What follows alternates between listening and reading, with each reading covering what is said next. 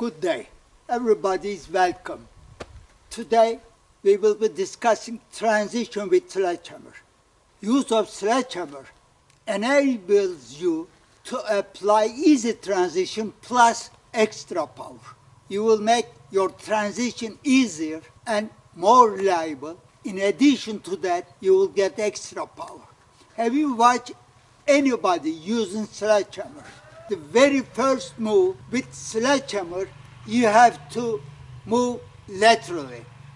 You have to move laterally and then come back moving laterally. This is the move. Critical move is having moved laterally, turn your chest, get into this position. You have recentered, you have equal pressures on both feet. Not early transfer to the lead foot.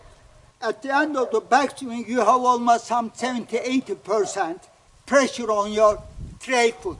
Then recentering, equalizing pressure. At this point, you are at the end of the backswing. As you start shifting more pressure to the lead side, you pull your sledgehammer like this and exit left. This is the basic sledgehammer move. This is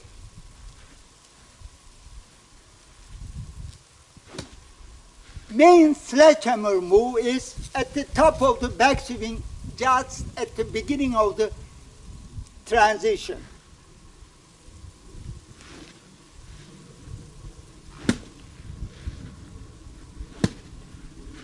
Very start of the transition, you have equal pressure distribution between your feet. Then as you start pulling your club from above, start shifting pressure onto the lead side. Without lateral movement, you cannot use sledgehammer. Move laterally, back laterally. Try to identify the moment of left exit. This is only possible with the sledgehammer move. Easy left exit. And this will also provide you extra power. This pulling your club head. Some misinterpreting the Hogan's move as being coming over the top, which is not correct at all. It's a sledgehammer move.